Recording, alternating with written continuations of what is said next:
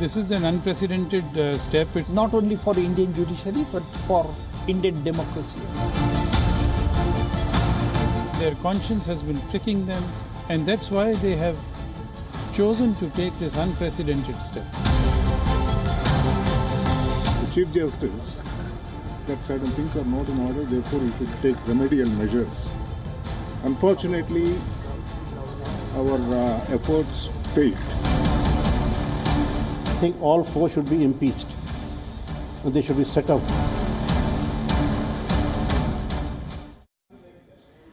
A day after four of the Indian Supreme Court's most senior judges revolted and questioned the role of the Chief Justice of India, the Bar Council has made a mediation bid. The Bar Council has formed a 7-member panel to meet with the rebel judges, but at the same time, the council chided them for going public with their grievances instead of resolving the matter internally. The Bar Council expressed hope of finding a resolution soon. Separately, the Supreme Court Bar Association also met this evening and urged that public interest litigation must be taken up by the Chief Justice of India in order to maintain credibility. We have unanimously decided to form a 7-member delegation of the Council. This 7-member delegation will meet the Honorable Judges of the Supreme Court tomorrow. It should not go before media, it should not go to public. The institution has a very great value for the poor and innocent public of the country. The politics made out of the yesterday's issue, we will make a request to all the honorable judges that such opportunity, such chance should not be given in future. At an unprecedented press conference on Friday, the judges said they went public after their attempts to alert the Chief Justice about their concerns failed to make any progress. The 4 judges, that's Justice Chelameshwar along with Justice Ranjan Gogoi, Justice Lokur and Justice Joseph Kurian, alleged that the administration of the top court wasn't in order. They alleged nepotism in assignment of cases and questioned transparency in the making of the roster and appointment of judges. Meanwhile, the Attorney General K.K. Venugopal expressed hope of the issue being settled.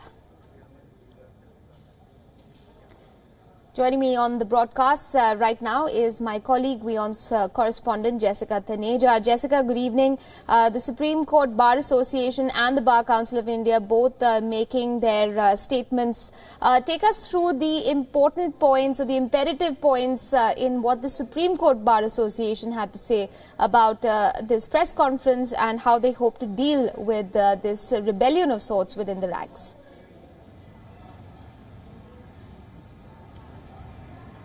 Well, good evening, Aisha. Of course, another eventful day at the Supreme Court again on a Saturday when you expect it to be completely closed. Here we are all waiting for statements to come out from the Bar Council of India, from the Supreme Court Bar Association that we just saw a while ago. Now, the Supreme Court Bar Association, namely Aisha, has 2 resolutions, as they say. They've also expressed concerns on why this was reported to the media, but they haven't really confirmed as to why they oppose that idea of the 4 senior-most judges coming out and speaking to press so openly. But what they've said that the integrity of the institution should be maintained, people should not lose their trust in the judiciary, and the grievances would continue to be heard by the apex court as it always has been. But important points to highlight on what the Supreme Court Bar Association has really come out and said.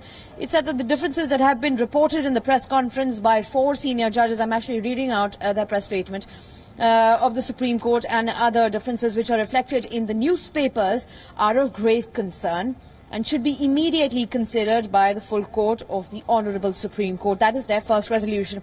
In the second resolution, they say that it is further unanimously resolved by the Executive Committee of the Supreme Court Bar Association that public interest litigation matters. Remember, Aisha, this has been the fight and this has been the bone of contention for this particular issue to even come out in public, that public interest litigation matters, including the pending public interest litigation matters, should be either taken up by the Honourable Chief Justice of India or it has to be assigned to any other bench. Now, it should be assigned to the judges in the collegium.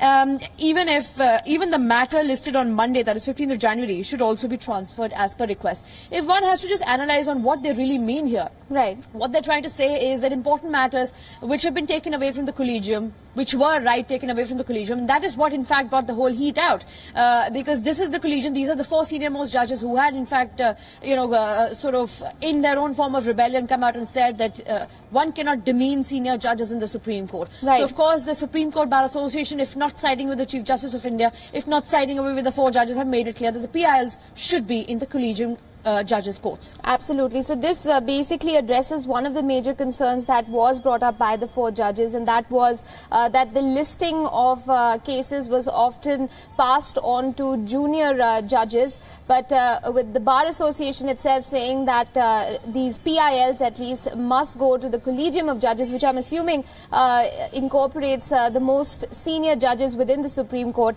That at least addresses one of the concerns raised by Justices Chelameshwar and others.